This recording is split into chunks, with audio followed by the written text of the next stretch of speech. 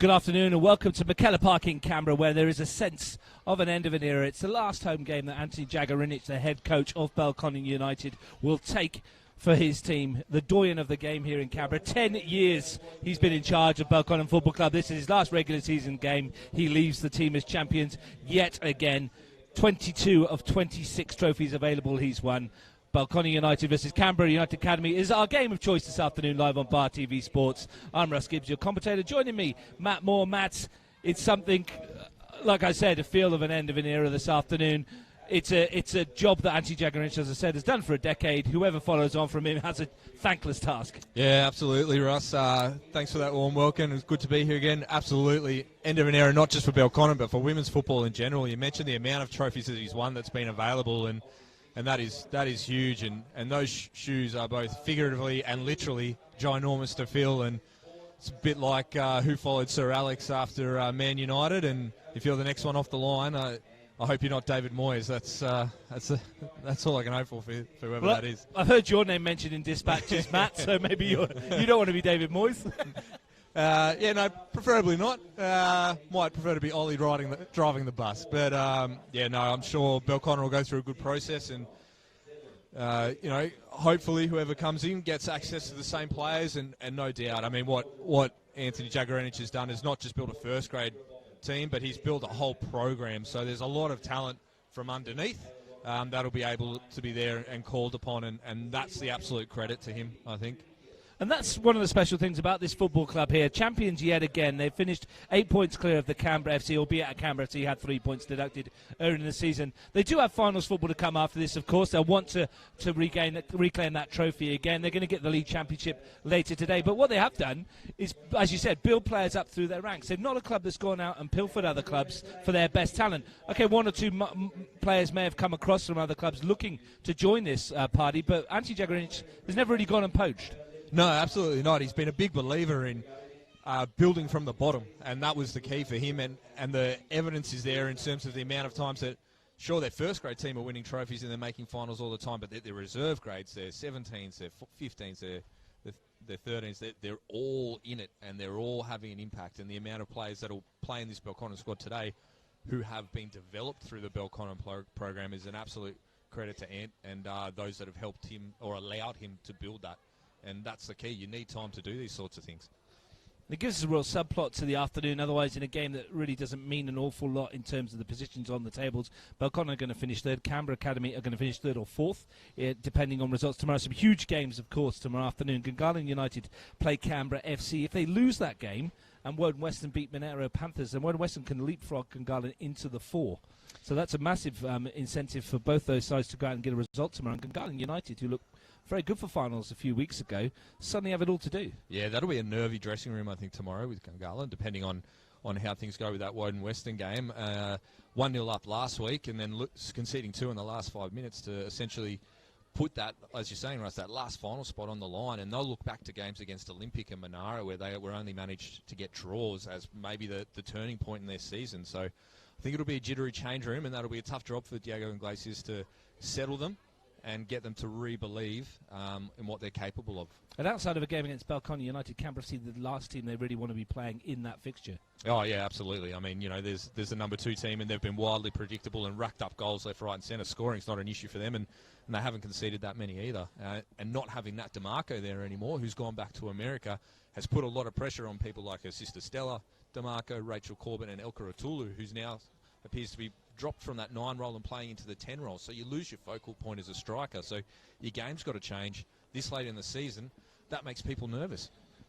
Speaking of nervous, tomorrow afternoon, NPL Premier League action. It's the title decider. It's 1v2, Canberra Olympic versus Tigers FC. And we also have a huge match, Gungahlin FC versus Canberra FC. Canberra FC must win to make the top 4. That's for tomorrow. It's going to be really exciting. Elsewhere today, NPL 2 title up for grabs. ANU play the O'Connor Knights at ANU. White Eagles play Brindabella Blues at Woden Park. If ANU win, they win the title. If ANU get beaten by the Knights could win the title depending on how the White Eagles go against the Blue Devils, and a goal swing of X amount, I think it is. I can't remember. It's I'm trying to wish I had a whiteboard here so I could join the dots, Russ, but that's it's brilliant, isn't it? That's what you want in the last round, Who's going to win the title in NPL 1? Who's going to win the title in NPL 2? Finals essentially comes early for those groups, and you couldn't have planned it any better if you asked. Two teams ready to come onto the field. The final game, as I said, of Anthony Jagarinic's reign of Belconnen United head coach, Canberra United Academy, out to spoil the party, of course. We'll run through the two teams as soon as they start walking out. Belconnen will be wearing their regular light blue. The Academy will be in the green. These two sides have met twice already this season in the Federation Cup quarterfinals. It was the Caitlin Munoz show. 5 goals from her in a 6-0 win over the Academy at Hawker, and a round 9 match win. Belconnen eventually won 3-1, but we did see the first goal of the season conceded by Belconnen. Hayley Taylor-Young claiming it on the goal line. You were with me for that one, and Canberra Academy played pretty well that day. Yeah, Canberra United were very good for there, as we can hear the celebrations as they welcome Anne onto the field for the last time. Gets his guard of honour between the two teams, Anthony Jagarinic. Yeah. He's done amazing things at this football club since 2008. Yep. He's not done yet, though. There's another trophy up for grabs at the end of this one in the finals series. Yeah, absolutely, and that's a great honour from both the Academy and Belconnen to honour Ant in that way, and he won't like the fuss. Absolutely. He'll just want the game to get on and play, and that'll make him extraordinarily uncomfortable. But well deserved, absolutely. And going back to that game that we did at Hawker and Hayley Taylor-Young scored, they certainly showed that they had the ability to put Belconnen United under pressure, and maybe, just maybe, this is a chance for the Academy to set a tone heading into that final series and find a chink or two in that Belconnen armour that's been so strong for 10 years now. Well, let's take a look at the last regular season team that Anthony Jagarinic has picked for Belconnen United. A 4-3-3 traditionally. Sally James in goal. Back four of Lauren Keir, Karen Clark, Jessie Rashart and Bronte Pike, his first choice back four. Midfield three, Michaela Day, Katie Woodman and Alexia Fauna tasked with pulling the strings. Up front, plenty of goals in Kira Bobbin, Nicole Jolokia and Catherine Brown. Yeah, strongest lineup you could essentially put out, really. I mean, Karen Clark back now from a sojourn to France for the World Cup, which adds some stability there into that back line. Lauren Kerr over a hamstring injury too. And the quality holding midfields there, and Michaela Day and Katie Woodman. So they've got that platform to go. And Nicole Jolokia, if I've said it once, I've said it 1,000 times, she is the most important player in that Belconnen lineup. She influences the games in ways that maybe she shouldn't.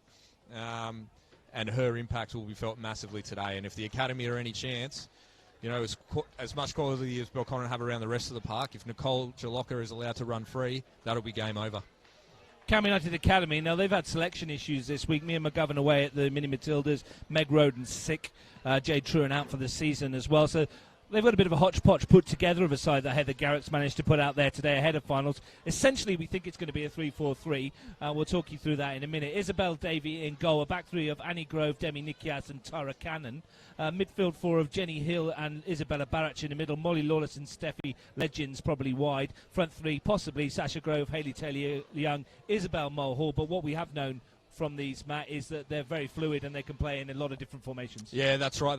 They're almost starting points, but not necessarily end points for those players, and you'll see that rotation and go through. And we saw at the back end of the Gungahlin game last week that they're not afraid to change the formation. They went to three at the back because they needed goals and they wanted to secure finals football, and it worked. And injuries aren't great, but when you have to leave a player of the quality of Mia McGovern out because she's been away all week playing for Australia, that's a pretty good reason as any, as much as they'll miss her. And, it'll be interesting to see when Mia McGovern comes back in. I mean, she might not. There's Junior Matilda's camp in another week. Maybe she goes back to there, but she's playing midfield here and has been selected as a number 9 for Australia. So what do Canberra United do with her when she gets back? Does that add another selection conundrum in a positive way there too? The referee is Aisha Strutt. The officials Tom Wadzinski and Eamon White.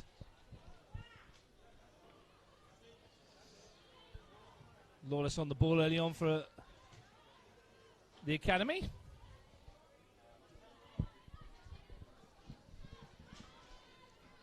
Yeah, so it looks like early, Russ, that, quick change to that formation. Bella Barrett sitting deeper and Jenny Hill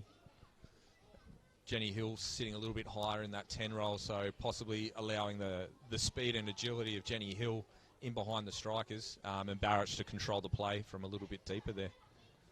Bobbin on her first foray into the Canberra Academy area, and she is rapidly fast, Kira Bobbin. And a chance opportunity already for Jolokia in the challenge.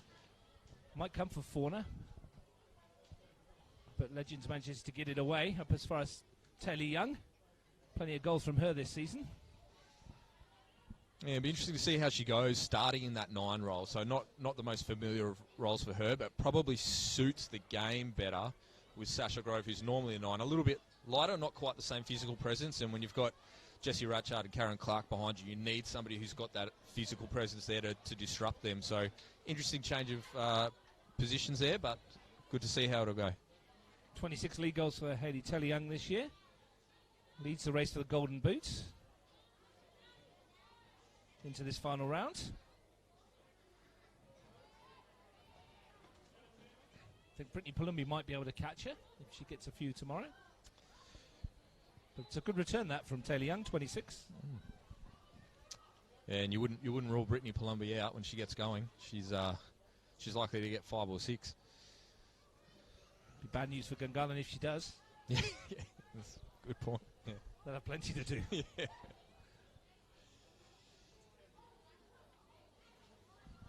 So Sally James will be open to keep a clean sheet. On another sub-point, which is rather meaningless, but we'll bring it up anyway. If Belconnen were to win by 5 unanswered goals this season tonight, they would rack up a goal difference of plus 100 for the season in 15 matches, which isn't a bad return. That's it's quite good. I think you'd be normally happy with a... The chip goalwards. Landed on the top of the net from Sasha Grove. Early warning signs there, so it almost, with Hayley Taylor-Young drifting out wide from that 9 and looking to get in behind and cutting it back to Sasha. It's an interesting ploy there. Be keen to see if it goes forward, and it almost looks like the United have gone for almost a midfield 5 now. They're going to leave Taylor-Young and Sasha Grove to do the higher work and drop Mulhall almost into a back 5. So bit of fluidity, as we mentioned before, Russ, and interesting to see how that changes as the game goes. Clark raking ball forward. Fauna's made the run in behind here for a moment and got the strike away. I think that's going to please Antti Jagaric. He had the pleasure of listening to his final team talk. He invited me in the changing room, and he was asking Fauna and Jolokia to pull the trigger a little bit more when they get into positions. And he'll be happy with that ball from Karen Clark, and it's something that's been missing while she was overseas. So they've tried to play that ball, but it probably hasn't been played with the accuracy that he would like. It's a good high press from Belconnen. Fauna's picked off Davies' goal kick and found Bobbin. Here is Clark. Looks to pick out Brown coming on the far post. Got there ahead of the marker briefly, Catherine Brown, and wins the corner. Good pressure there high up the field from Belconnen, and then again Clark with that little dink ball. They were able to secure it and go, and that's a challenge with Belconnen. They will challenge you on every goal kick to beat them. They go 1v1, and they tell you, if you can beat us, good luck to you, but we back ourselves, and that's part of the confidence and mentality that Anthony Jagaric has bred into the team. And they're probably the best team in the league at set pieces from the corner, with the heights of Rashard and Clark, two quality centre-backs. Gone forward for this corner to the near post. Clark did win the header. Might fall for Rashard. And the Academy scrambled it away. Now they might get something on the break here. Legends. Tries to squeeze it through towards Lawless. I think David Jordan said it was her 18th birthday this weekend. Molly Lawless. Oh, happy birthday, Molly.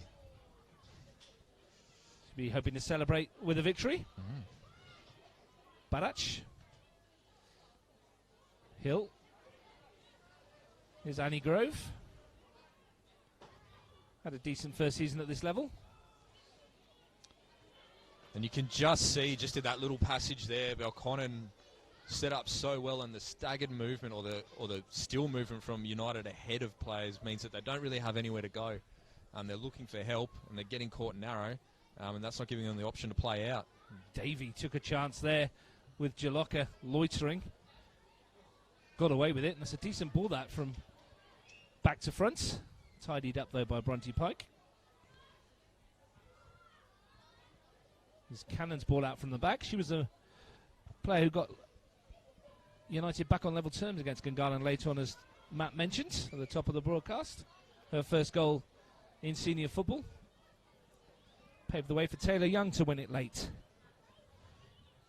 Brown. Left it a bit short. Gets it back, though. Well done by Bronte Pike in the first instance. Jolokia.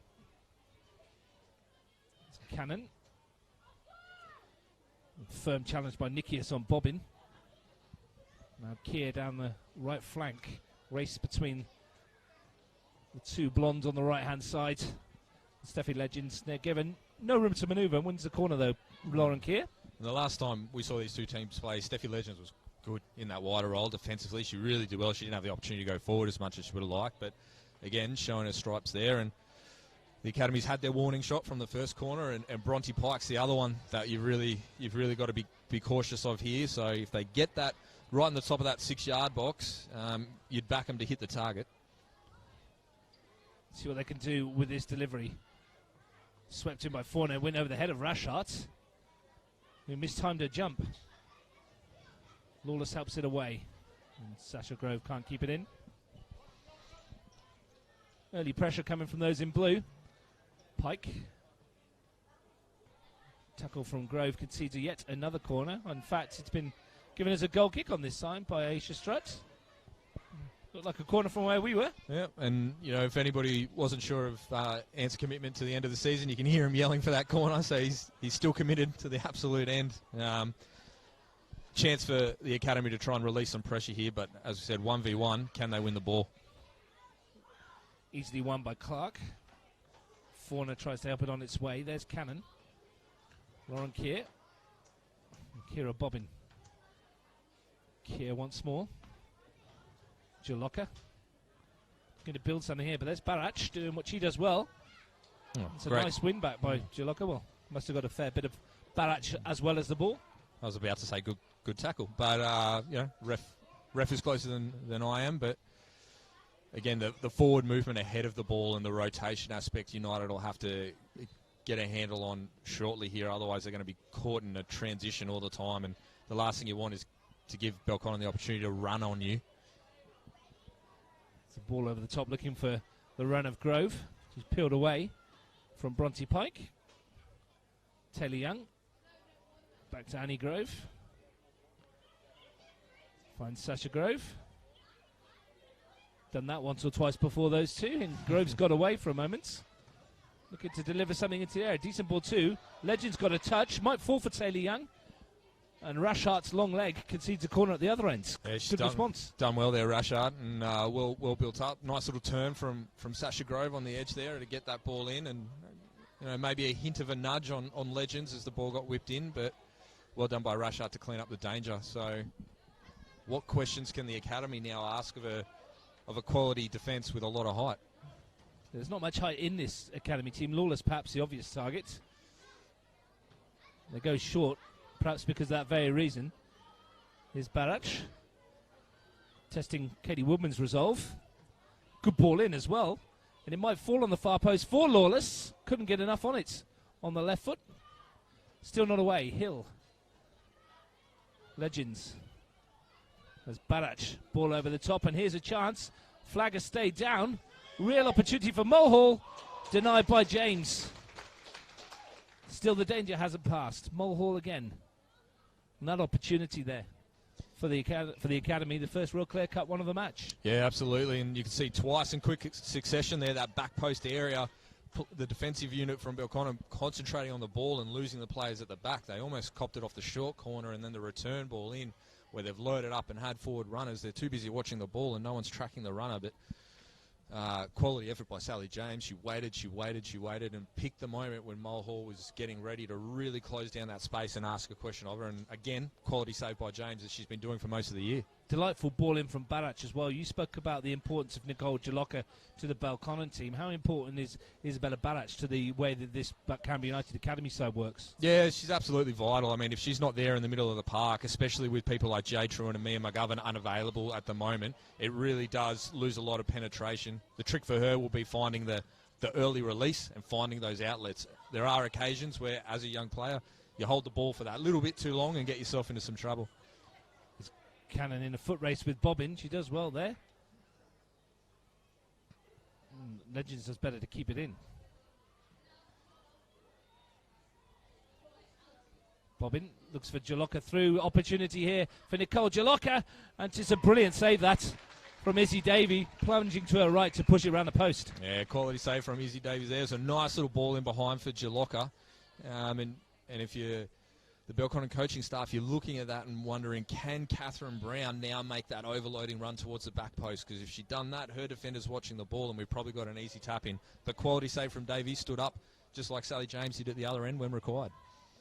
Chances at both ends within 30 seconds of each other. Katie Woodman with the latest corner, about the fifth that Belconnen have had already in the first 12 minutes. Good delivery as well into the penalty area. And once again, no one in blue could get a telling touch. And here come those in green on the counter again. Grove to Mulhall.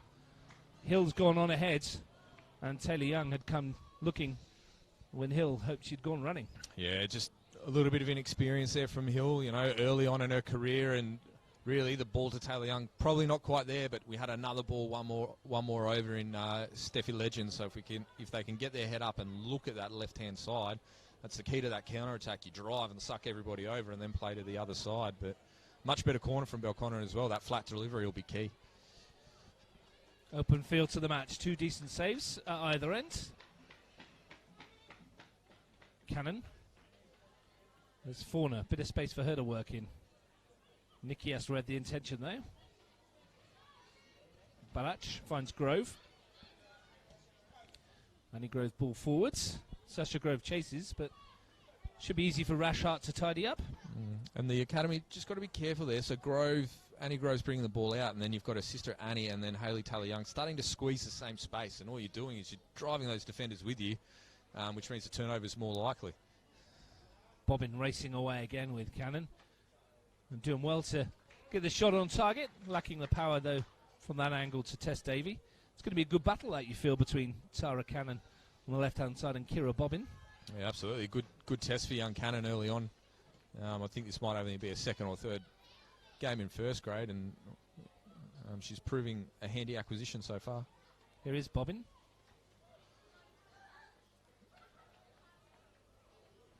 Day's ball wide. Bobbin has it back. If she can keep it in, she can't. Just rolls away from her on this surface of McKellar. It's interesting, Russ. That's probably the third or fourth time there that a ball's gone wide and Belconnen have loaded their runners in the central, and they've just sent somebody on the angle to pick the ball up a little bit short. Almost like they're trying to encourage United to break their line and cover that runner, to maybe either cover that once they break that line to get the runner in behind the hole that's left. So credit to Academy for not losing the line there and keeping that block steady. Here's Pike under pressure from two. And Grove comes away with it here. She's got Taylor Young inside her. Going to exchange passes. And Taylor Young went down off the ball there. Quite see what happens. Yeah, as she released it, I think she's just clashed with Michaela Day and she's gone tumbling down. But play on. One of those 50-50 collisions that you don't. No complaints. No complaints at all from Hayley Taylor Young. It's a corner. But Michaela Day is her physio, so she probably can't complain too much. Might She'll not get the foul treatment. her and then treat her afterwards. It's a good business model. Cannon with the corner kick. Six green shirts in and around the area. There's a deep one to the edge of the box where Taylor Young's battling. Still going, goes down in a heap. There's a foot in from Rashart, I think. Lawless recovers. Barach. Twisting and turning, looking to get the shot away. Good block initially, but second time she gets it in. Oh, and that's a falcon in the face there. But Taylor Young. Not much you can do about that. It's coming 100 miles an hour. And it's counted the other way. Coach is shouting at her to bring it down, Matt. Here's Jolokia at the other end. Fauna, rather. He gets past the first challenge and wins another corner. End-to-end stuff. Yeah, absolutely. It's the kind of football you love to see as a neutral there. One second we've got a corner, the next we've got a potential goal at the other end. And you could just see there around the edge of the box that the academy had the players there, and it's a matter of showing that patience. You know, maybe you play one extra pass to create a better opening on goal. Katie Woodman's going to take yet another corner for Belconnen. They played 16 minutes. It's about half a dozen. Her legs are going to get sore soon. Sorry? She's going to get RSI soon with that. She may well do. Tell you what, though, Matt, it's probably the nicest day we've had at McKellar all season. Sun's out, blue skies, not a breath of wind at all. Yeah, spring's around the corner along with finals football, and it's a perfect introduction to it today. Perfect day for football as Woman swings that one in towards the far post. Chance for a goal, and it's headed in at the far post by Karen Clark.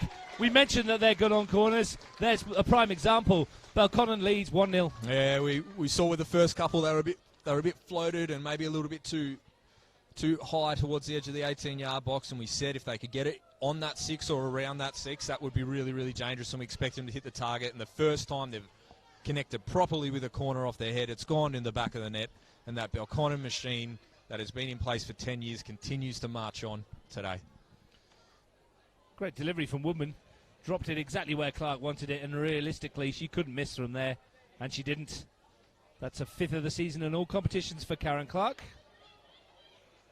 Ironically, I was talking to Antti Jagarinich before kickoff, and he was saying he's disappointed that Clark and Rashard don't score more from headers from corners. And there you go, he's got what he wished for in the final game of his 10 years head coach here. Yeah, typical event that wants his defenders to score more goals off corners. He's not always looking for that little bit of improvement there, and he was, hearing that bit of information, Russ, he was probably frustrated with the first 4 or 5 there without the connection. It's a mystery as to why Jessie Rashard doesn't score more headers from corners. She's a great header of a football.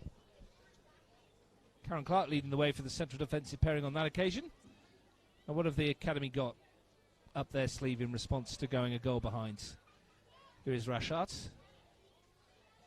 Given as good as they've got in the opening 20 minutes. Yeah, absolutely. They've been good value. In BPO, they've been caught a little bit on the counter. They're getting narrowed off, and that's the danger with the back three, that you narrow off and you leave the wide spaces completely free and exposed. And going forward, they've shown the ability to counter and then potentially play some combination. They just need a little bit more movement ahead of them. And they're going to have to do that, because I've just been watching that battle between Taylor Young and Rashard, and every time that ball gets turned over and the academy are in possession, Rashard is right on her. She obviously has a man-marking job there today, and she's going to back herself to win that ball every single time. So Young's got to think about how does she potentially create a pocket for Hill or Grove to take advantage of and maybe bypass her. Well, out of your picture just then, Heather Garriott called Molly Lawless over to issue a set of instructions. And we'll see how that plays out. In the meantime, Belconnen have a throw, which Lauren Keir will take. Jolokia looks to bring into stride. Hill. It's Bobbin doing her defensive duties. Pike looks for Brown. Cannon's gone as her shadow and gets there first. Solid start to the match for Tara Cannon. Yeah, it's been I'm not sure if this is her first start, but it's certainly been an impressive one. She's handled herself well. Here's Brown in the area, going past the first challenge. And interesting there with Bobbin and Brown switching sides now. So Brown with the left foot potentially now looking to cut inside and maybe drive or finish on her own. Barach. Legends. And Cannon. Asked a bit too much of Barach on that occasion, and Faunus picked her pockets. And here come Belconnen. Mickey Dace bursts through the challenge. Real opportunity this. Down she goes in the area. Easy decision for Aisha Strutt. Penalty kick to Belconnen United. And it all stems from that pressure, the lack of movement ahead of the ball for the academy, and the ball's played into Barach, who didn't actually look like she wanted it. Asked a little bit too much of her when she wasn't looking for the ball. The turnover, the pressure from Day to win that ball, go through.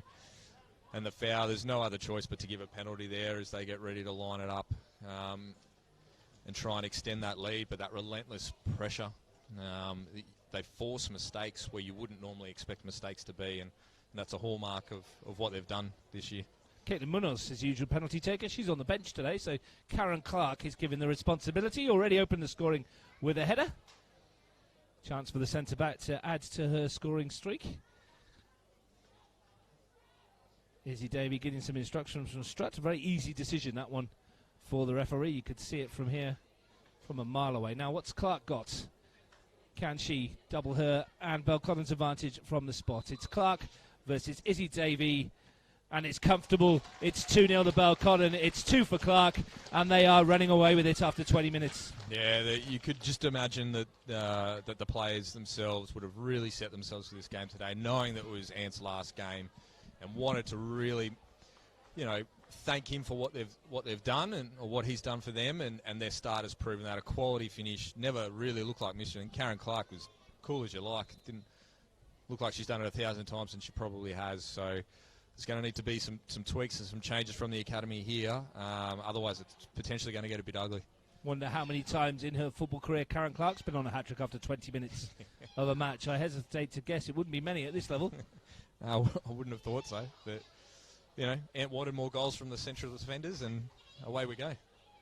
I was wondering, the only outfield player that hasn't got a goal this season, or the only player in their squad, is Sally James. I was wondering whether they were going to send her forward for that one, but it's not the way that Belconnen play their football. No, they have ultimate respect for the other team and ultimate respect for the game, and unless she was the regular penalty taker, a la Jose Chilavert, I don't imagine Ant will be letting her out of the box. Unless they get one perhaps later in the game. Maybe. Never know. As it is, it seems quite harsh on the academy. 2-0 down after 21 minutes. They had a chance to take the lead, remember, through Isabel Mulhall. Yeah, absolutely, and I guess that's the difference. The ruthlessness of Belconnen to actually, they've probably created roughly the same amount of opportunities, but Belconnen has been just that little bit more ruthless and a little more consistent. And they've, again, as we can see, they make it so hard for you to get out, which has probably not quite been the case for the academy so far. Day, off she goes again. It's the reverse pass on that occasion. Good reach to bring that into stride. Pike from the left flank. Ball in towards Jolokia. Couldn't get there. It's going to fall for Catherine Brown on that left foot. And she's driven it wide. Real chance for 3. Goes begging. Yeah, absolutely. You'd expect Brown, a player of her quality and experience, to really hit the target there. And well done by Day to control that ball and flick it out wide. And Jolokia not quite timing the header right, which probably created enough of distraction for the ball to arrive for Brown. And she'll be disappointed she didn't hit the mark there. Nicole Jolokia with 18 goals this season in the league. Here she is, looking to add to that tally. I doubt many of them have been headers, though. I can't say I've seen one from her. I'm not saying she hasn't, but I don't think I've seen one. It's not necessarily a forte. Return from Legends. Fauna's been busy in the opening half of the half. Settling quite nicely since her move from Canberra Olympic. Here's Taylor Young. Bags of pace at the other end. Tries to get the shot away. And Bronte Pike took no chances.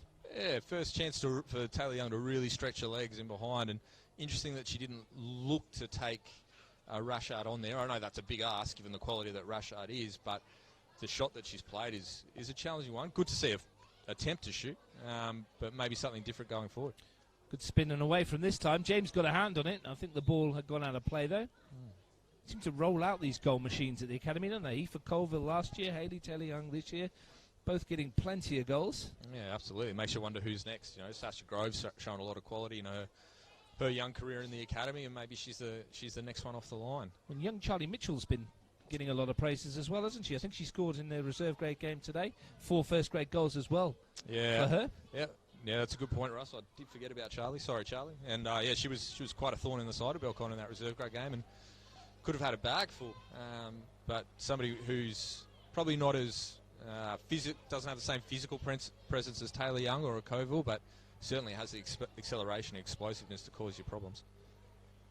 I know she's highly rated by the Canberra United management staff.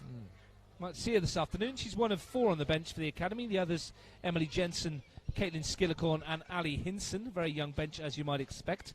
Belconnen's bench includes Caitlin Munoz, of course, as I mentioned, former Matilda, Maria Paci, Lea Carnegie, who scored 6 goals this season, Ayla Robertson and Jayla Murphy, the substitute goalkeeper. As it is, if you're just tuning in, a couple of goals from Karen Clark, a header and a penalty, have Belconnen in control of this one at McKellar Park. The league champions with a plus 97 goal difference this season now. Here's Young looking to make a dent into that. Looks for Hill. But It's asked a little bit too much, and Keir was there to clear. Cannon, who's been the busiest of the academy players, apart from Barach, who's on the ball now. Grove asked to advance. Happy to do so, looking for Taylor Young. Good challenge that from Rashard. Here's Sasha Grove. Barach. Immediately shut down by Woodman. Annie Grove. Still going forward, the defender. And again, no space for the Canberra Academy forwards. It's noticeable that every time they get towards the edge of the penalty area, Matt, the opportunities close down very quickly. Yeah, Belconnen always encourage them into little patches of space, and as soon as that ball arrives, so do they. They're arriving on touch, and it's creating a lot of problems for the academy. Again, it's that movement. They might have to just recycle that ball more and more and make that Belconnen defence shift around. It's a warm day by Canberra stretch in this time of year, and if they can make that back four sweat a little bit, there's only so long you're going to go left to right before you might give up a little bit. Here's Keir.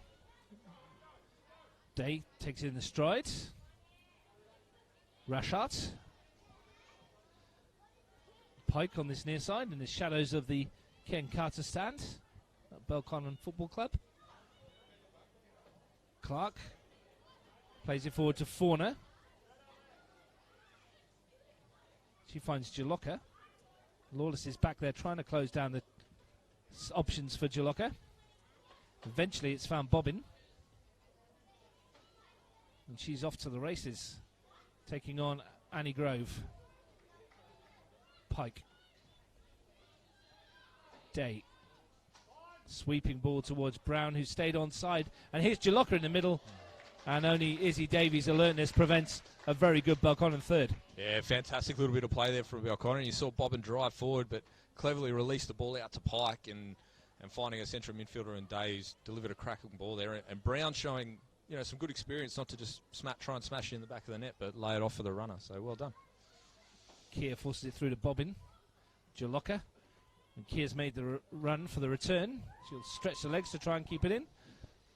Quite got the blistering pace of Akira Bobbin to do so. And interesting to see what the academy do off this goal kick, Russ. Belconnen have gone, player on player for every goal kick so far, and the academy's been very still and forced to go long, and they haven't won any of those balls yet. So how can they create a little bit of movement and to open up a pocket of space that they can then decide to play through? Good point you make there, Matt, because they do like to go short like they have done here, but in the main, Belconnen have shut that off, haven't they? Yep. As soon as we say that, they don't, of course. Pike's ball forward finds Keir. Well, I think she caught a piece of Annie Grove there. A very firm challenge from the defender. And Sasha Grove picks her pocket now as well. Lauren Keir getting not one, but both Groves.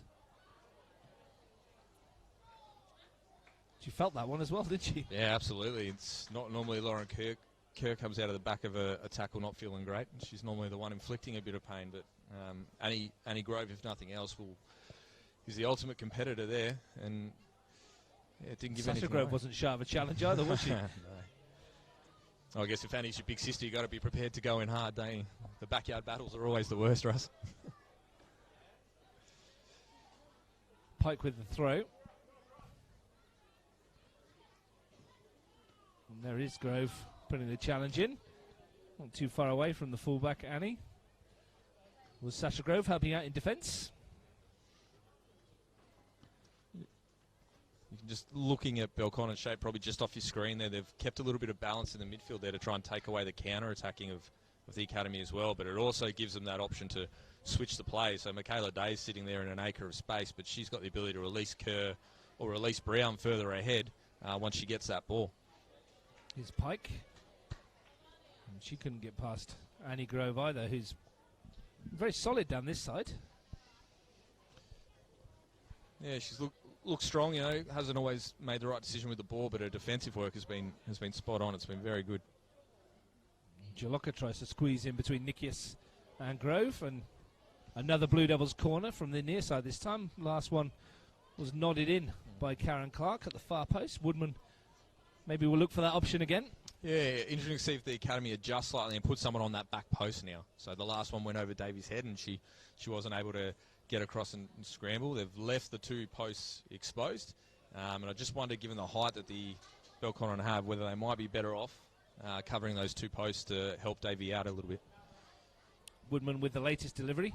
Another decent one towards the far post coming out of the sun. Might fall for Clark again. And there's only Izzy Davey denying her a hat-trick. It's a good save by Izzy Davey. Good hands too. She's able to hold on to that. You see a lot of keepers parry that round the corner, but still the ball drifting out the back and not a lot of pressure on from an academy point of view on the set pieces. The Canberra Olympic game that we did earlier in the month saw Belconnen United nearly scoring off of every single corner they had. It was a very potent weapon for Anti-Jagarinich and his team. The great thing about those set pieces, Russ, is that they're almost a free shot on goal. You know, there's no pressure. It's one of the few times in football you literally get all the time in the world to do what you want in terms of the setup of it, which is, if you can execute, as we've seen, it's an absolute weapon. Credit to Katie Woodman as well for the delivery, which has been spot on. Here's Bobbin running at the defence. She's got Jolokia in support. Real chance here for Nicole Jolokia, and she takes it as a season striker does. Her 19th of the season. Brilliantly done from Belconnen. Once again, they turn over the ball and they make it 3-0. Yeah, that ruthlessness from Belconnen again. So ball inside from Legends and the turnover, and absolute credit to Bobbin there. So she had Nikias coming to defend her, and Nikias trying to hold off, seeing the run that was coming from Jolokia and trying just to guide her away. But Bobbin, quality decision, sucked her in enough and released the ball early. And once that happens, Jolokia's odds on to score every time. Fair bit of smoke coming from behind that goal as well, Matt. I hope that's not your car. Yeah, me too. Or mine. Might be a flare out the back in excitement. A bit of pyro here at McKellar Park. Oh, it is Ant's last game, right? All the fireworks should come out. That's it. All bets are off. Anything could happen. I did mention a bit earlier, Matt, rather tongue-in-cheek, that Belconnen, a 5-goal win does give them that plus 100 goal difference, and they're more than halfway to it. Yeah, starting to wonder how much above 100 they might end up if it keeps going this way. Well, they've only conceded a couple this season, haven't they? Yeah, and I think they've almost been the architect of their own destruction on both occasions as well, both involving almost an assist, you could claim, against themselves. They're a hard unit to break down, which is why they're on the verge of 100 goals at the same time. You look at Clark, you look at Rashard, and when Clark wasn't here, you had Keir. You've got Brown who can shift into that back line as well. There's not a lot of holes from a WNPL point of view to pick there. You can just see here the patience that Belconnen is showing. They're so confident on the ball as they move around, and every ball that goes forward, somebody else is moving into a different position to pick it up. And it might even be the person that just released it. And that's how they get people like Bronny Pike on the overload. Here is Pike. I think that goal from Jolokia, it was their 100th of the season, if my maths is right. A goal difference of plus 98 now, and he conceded 2. Well, bad return. No. Does it count as a double century if they end up with the plus 100 goal difference today as well? Double bat race? The double hundreds. It certainly underlines the superiority that Belconnen have had in this division. And it kind of sums up Anti-Jagarinich's tenure as well. Going out in a blaze of goals, playing attacking football. It's what they're all about. And Bobbin was almost through again here, but there's Jolokia getting in the way, and Brown putting it back through for Jolokia again. And she might get in front of the marker here again. And Annie Grove comes back with an absolutely outstanding tackle to deny Jolokia, making it 4-0. Yeah, that was an absolutely great recovery there from Grove. Once Jolokia had ducked in front of her, I thought we were looking for a shot on goal, but she's almost Rashard-like that we've seen down the other end against Taylor Young. Grove's been able to get the foot in, and a good show of respect there between Jolokia and Grove as well, as they high-five getting set for that corner, and, you know, game acknowledging game in that sense there. Yet another corner for Belconnen United. Yet another chance for Katie Woodman to swing something into the penalty area. The Academy need to defend this one. Yeah, it's still both posts spare. So, yeah, nobody on the post. for Izzy Davey. Here come the Blue Cavalry attacking the ball at the near post. And it's Brown on the turn, and Davey at the second attempt manages to keep it out. It's a good strike. Pike missed it initially. Yeah, and a good strike by Brown, first time, and I think... Oh. On another error at the back, almost. Sorry, Matt. No, you're right. And I think Davey might have seen that shot from Brown late, so she's done well with those reflexes to gain it in on the second run, and good positioning from her to make sure that she's in a place to cover it in the first place. So well done. And the Academy now starting to find a little bit of fluidity, maybe. Latest score in the men's Premier League today, just for pride. This one, Woden Western 1, Monero Panthers 1. Tuggeranong United playing Riverina Rhinos in Griffith today. That will be the Rhinos' last Premier League match for a while. They've been relegated. I understand that they might not even be around next season. Ugali Football Club taking over their licence. Oh, remains to be seen what happens with the football club down in Griffith. You'd hope Ugali take over the licence and maybe try and build through that NPL 2 area. Here's Jolokia inside the area again, tried to feed it to Bobbin in the middle, and there was a brilliant tackle again from Grove. Was a Messer on the far post. Brown's picked up the pieces. Here's Fauna. And that's cleared again. Grove with a one woman defensive display, I should say. Brilliant stuff at the back. Yeah, she's done well there. She blocked a shot. I'm not sure what the confusion was there with Davey and the defender. It looked like she had it covered, and credit to Brown for putting pressure on and making it awkward. If you don't put the pressure on, that doesn't happen. So, again, Belconnen's starting to create something out of maybe a little bit of nothing. If you hadn't heard in the week, Riverina Rhinos had their 3-1 win over Belconnen United in the men's NPL overturned for fielding ineligible players, and Belconnen were given the 3-0 win. And that 3 points is huge in the context of the men's competition. Means that Canberra FC now need to win against Gungahlin United tomorrow to make the top 4 and have a chance of retaining the crown they won last year. Not many tougher tasks than that in men's football at the moment. Trying to run over the top of a Gungahlin team to secure finals. Interesting to see what Marcel Munoz does with his lineup tomorrow and where he plays that. Already secured their finals football. Here's Jolokia through the middle. Another opportunity for the forward. Bearing down on goal. And a great save from Davey at the near post. In fact, I think she'd maybe put it into the side netting. Did it hit the base of the post there, Matt? Yeah, it might have clipped the post. I like you, Russ. Thought Davey had saved it with her leg, but it must have clipped the bottom of the post. But the ball from Kerr was quality. Just whips it around the outside. And Jolokia probably needed to straighten her run in at goal a little bit more to open up the near post if that's what she really wanted to finish. Well, they're giving it away again here. And they're carving through the Academy defence, who, as Matt Moore said earlier, are their own worst enemy right now. Keep giving the ball away. Here's Lauren Keir. There's one team in the Women's Premier League you don't want to be giving the ball away to. It's this team here. Barach wins it back and then wins a free kick. Well, concedes a free kick, I should say, for a bit of a swing at Jolokia. And this is within shooting range for Mickey Day. Yeah, absolutely. You know, we talk about how potent they are off corners, but they've got a number of free kick takers as well who can bury the ball in at any point in time. And again, the turnovers, as you mentioned, Russ, they're really creating havoc for the Academy, and the lack of movement ahead is what's leading towards that. They almost need to look up in that defensive unit, and then can they play the keeper and try to find a change point from there if they can't get the movement through the midfield. Be interesting to see. Looks like Fauna's lining this one up as well. You know, as a former Academy girl, I'm sure she'd love to bury one past her friend and Nationals teammate in Izzy Davey. Was Mickey Day going to pull rank? Fauna's behind it. Day's there too. It's going to be Fauna.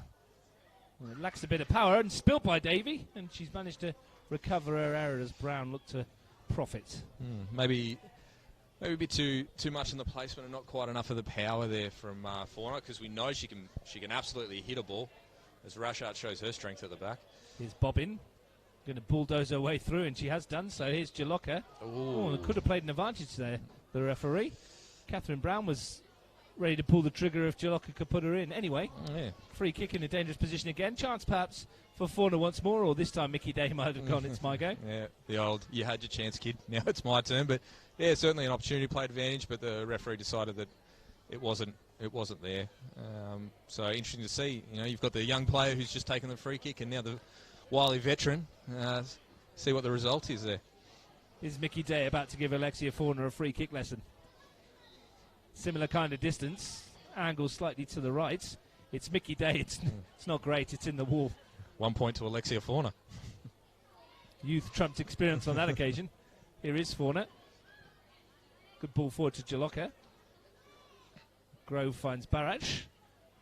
McCanny Academy springs something on the break. And you can just see that movement again. So Barach has got the ball and she's looking for somebody ahead of her. And Mulhall's the obvious option, but she's running in a straight line looking for the ball over the top, and it's just not a viable option. She's almost got to look to get wide. Great ball from Kia in towards Bobbin. She holds off the challenge and slots it home. Kira Bobbin with her 19th of the campaign. Brilliant finish, and Belconnen have gone 4 up before half-time. In fact, it was Pike, was it, who's stolen forwards? Yeah, Pike being the high striker for a bit there, and Kira again. We saw the ball that she whipped around for Jolokia earlier to have the chance to hit the post, and Pike with a great reception of that, and probably the only person in the last 5 or 7 minutes who's been able to hold Annie Grove off and slot the ball into the back of the net. So again, the Belconnen juggernaut carrying on, just as we were talking about Mulhall getting a little bit wider, so we've got an option to play. You turn over, ball goes down the other end, and we know what happens. Apologies to Bronte Pike. She snuck forward there from left back. Tucked it away like a striker. Absolutely did. Why not? 8th of the season for the left back. In your defence, Russ, it doesn't help that they've both got almost the same hair, and one's wearing 14 and one's wearing 4. It makes life a little difficult. Take that as an excuse. You expected it to be Bobbin. It was Pike.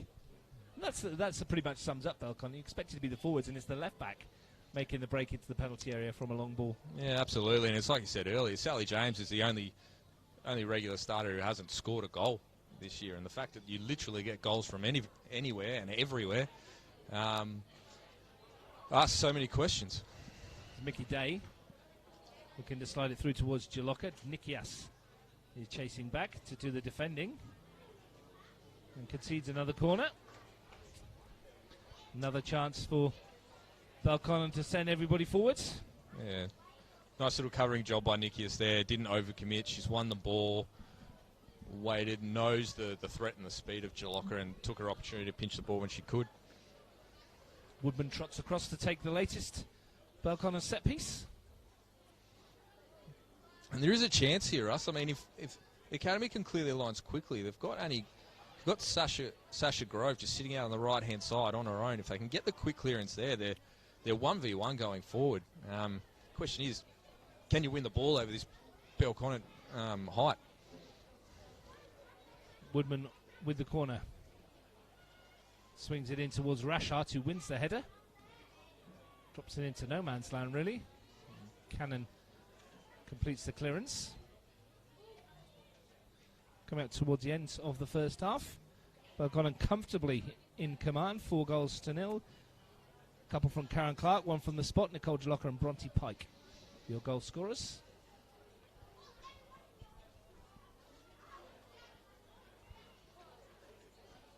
Long throw in towards the penalty area. Yet another corner. Another corner, but you see the long throw from Karen Clark, and that's a weapon that I don't think anybody else in the league has as well. So it almost becomes another set piece for you, depending on how you want to use it. When you think of people like Rory Delap, who was basically a corner every time they stepped up. Speaking of corners, Matt, bit of a change-up. Catherine Brown to be given the opportunity to swing this one in left-footed. Yet again, decent one, though, in towards where Clark was. And she won the header and couldn't quite direct it on target. Oh, given she's got 2 already, you'd be disappointed with that. Not quite getting a hold of that. And the Academy trying to play quickly here to avoid the reset of Belconnen. Give the ball away straight away to Lauren Keir. Michaela Day. Fauna. Clark looks in towards where Jolokia was. Good clearing header on the far post by Cannon, I think that was in Grove. Under pressure from Mickey Day. And in the end, manages to do quite well, the fullback. Yeah, and so it's almost a trap from Belconnen there. They sat off Sasha Grove initially, wanting her to get the ball, and the second she arrived, you can see the players drive forward. They want you to do it there so they can make that field small, win it early, and do what they do. Grove across the face of her own goal. Sent forward up towards Taylor Young. Hill goes down under the challenge, wins a free kick. Yeah, well done by Young Hill there. You know, he's got a body between her and Day and rolled and won the foul. Here's Grove. We've not seen much of Izzy Mulhall this afternoon, have we, since the chance that she had after 10 minutes? Yeah, that was almost the last we saw of her. She set herself very narrow, and whether that's a deliberate tactic or not, I'm not sure, but I think that's really playing into the hands of that Belconnen backline, because the distances that they have to cover are so much smaller, and you can just see there, Kerr just swallows Mulhall up because she's always running backwards.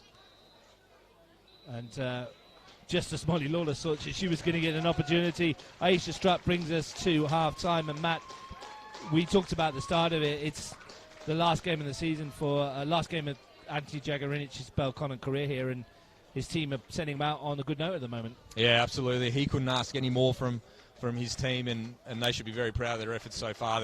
They've given up the one genuine chance that Mulhall had earlier. That was quality saved by James, but after that, there's sort of bits and pieces, shots on goals, and they've been able to take care of any danger, and they're winning the ball so high, which is the problem. They win the ball so high, and the academy haven't got time to readjust because of the explosiveness of this Belconnen team and the precision of them. So some work to do at half-time. Well, Belconnen United started the game with a plus 95 goal difference and 97 goals to their credit. They've now moved on to 101 league goals for the season, because at the break, a header from Karen Clark, followed by a penalty from the same player. Nicole Jolokia with the third, Bronte Pike with the fourth. Blue Devils cruising at half-time. Belconnen United 4, CU Academy 0.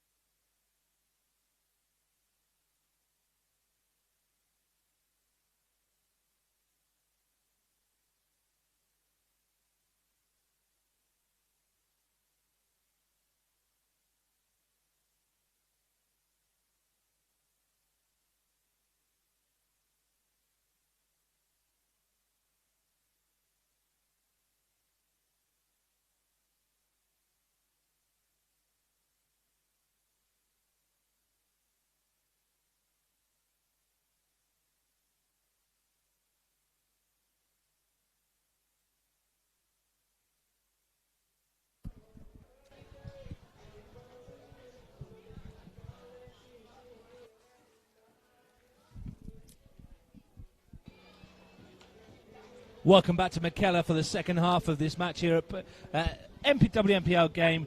At half-time, Belconnen United leading Canberra United Academy by 4-0. I'm Russ Gibbs, your commentator, and joining me in the second half, as he was in the first, Matt Moore. Matt, I understand there's been a change to the academy team. Yeah, it looks like young Charlie Mitchell, who we were speaking about earlier in that first half, has come on, and Jenny Hill having a bit of a rest after a big shift, having played reserve grade earlier. And we mentioned, goal scorers, and you threw Charlie Mitchell up as an option who, might be one for their future, and no better chance than now to come in and get a couple of goals against the top of the heap and spoil what's so far been a great party for Ant and his farewell match.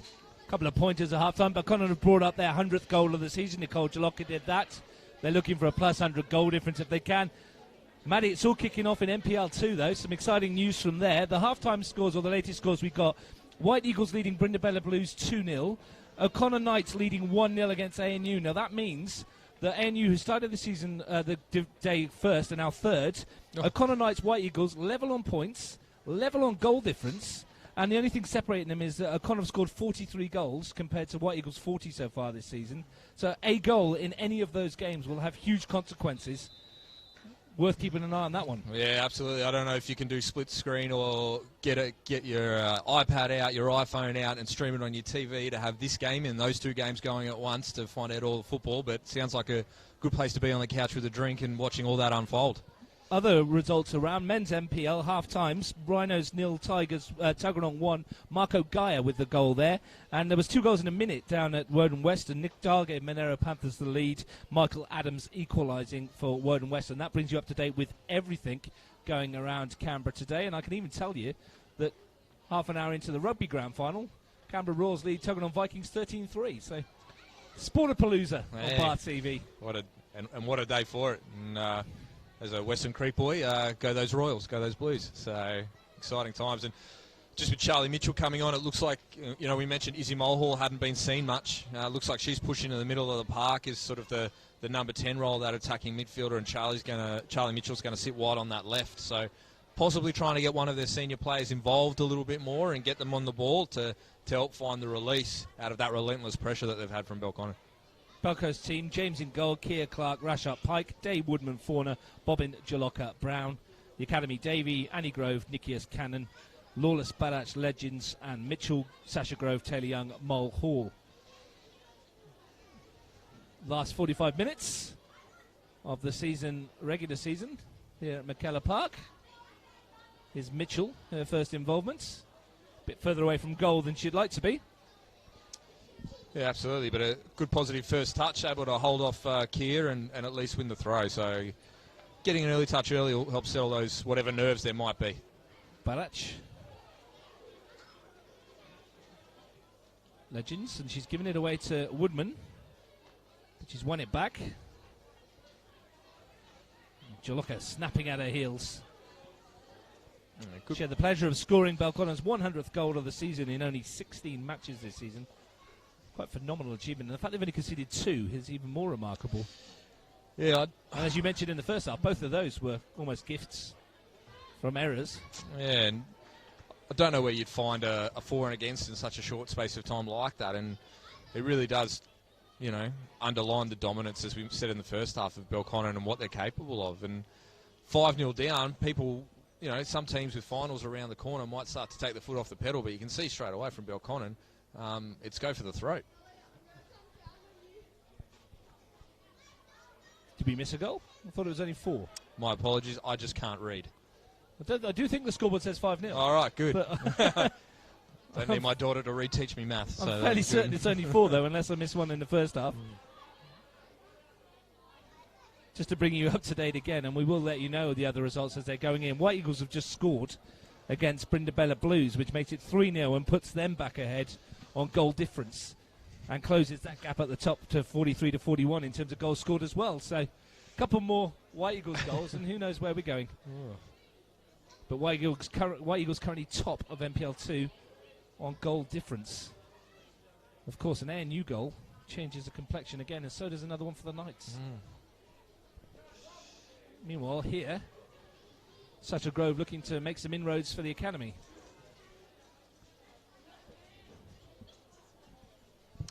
You can just see here, so starting with Barrett in pockets here, and this is where it started to stall. So Barrett just released the ball early there, but they've had issues as they come out to Lawless there, and she plays through. And that's the aggressive ball that you don't really want to see if you're Heather Garrick. You don't want to see them trying to play a ball in at 100 miles an hour at Taylor Young's chest. As Michaela Day has absolutely shown up Charlie Mitchell and left her for dead there. There was quality from the veteran. Brown sent it through the middle. And there's Pike again. There's advancing forward. Yeah, and there's Grove again. So the person who's been the last one standing and deflecting all those goals and preventing shots, she's there again. Pike's pushed on again. But the turnover, within 3 seconds, Academy's turned the ball over and Belconnen are down the other end, looking like a threat. Keir with a throw.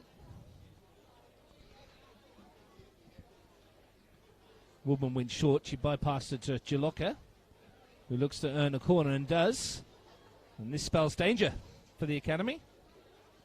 Yeah, it'd be awkward too with the sun at this particular point of day. You can already potentially see Davey just scanning her, trying to cover her eyes. And that ball, Woodman lofted some balls early on in the first half with her corners, and that sort of a delivery again. Although now I say that Brown's going to take the corner, but that sort of a lofted delivery will cause all kinds of havoc for Davey because, we've all been there. The ball drifts into the sun and we lose it, and who knows what's happening. Brown with the delivery. It's a decent one too, and there's a header on the far post and another goal.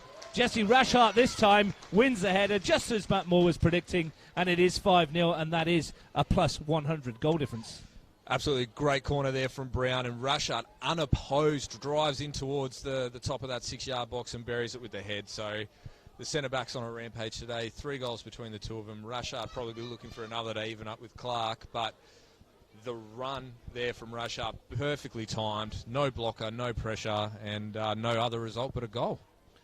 We mentioned at the top of the broadcast how Anthony Jagger-Inch was asking for more goals from his centre-back. Maybe you should have asked earlier in the season. Yeah. Well, though with a plus 100 goal difference, he probably didn't need it. Weighing in with the goals, those from the back, as they have done all season, is Keir. She's got a couple herself and doesn't normally get many, Lauren Keir. Lawless.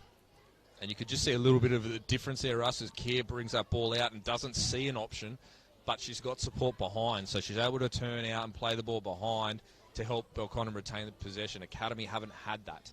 Jolokia in behind. Legends defending. Brown winning the ball back. Fauna. It's Mitchell. Nice one too, that. Mitchell might get on the end of it, but Lauren Keir's back to make sure she doesn't. Nice touch from Clark to Fauna. Day. No rest from Taylor Young. And Clark happy to go home to start again. Just a reminder for those of you that watch the NPL tomorrow afternoon from O'Connor, 3 o'clock p.m, the title decider, Canberra Olympic versus Cooma Tigers.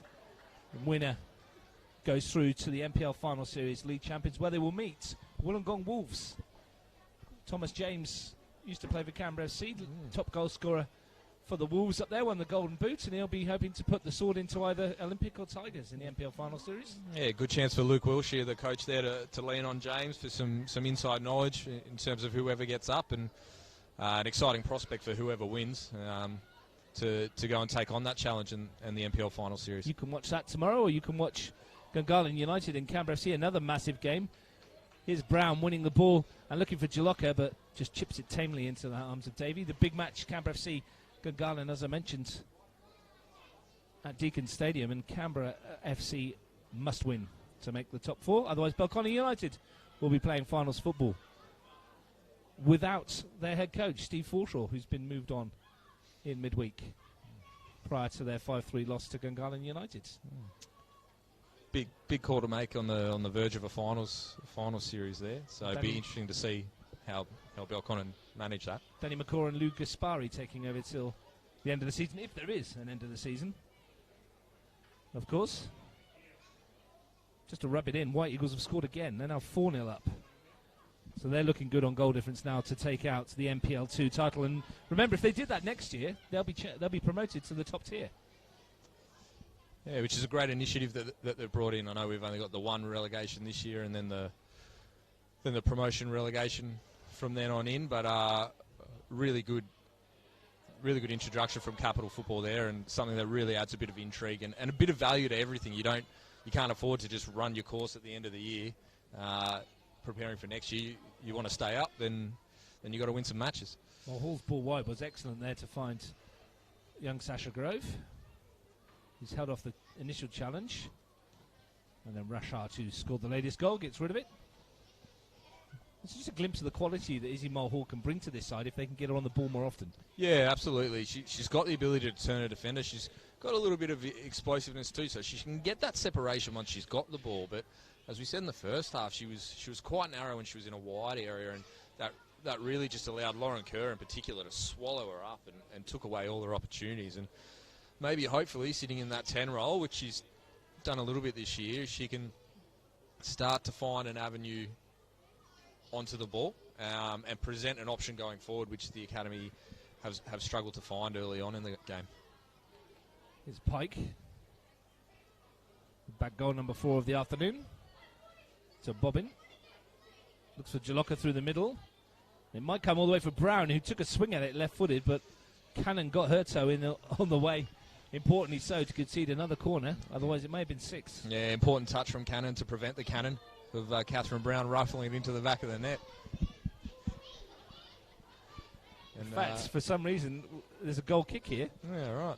So maybe, I mean, that's not spared the brushes of Catherine Brown at all, is it? Because she must have got a touch on that. I can only assume that Cannon's kicked it into her foot. Yeah, that probably makes it worse for Catherine Brown. You'd rather get the touch in the corner than get a little nick on it.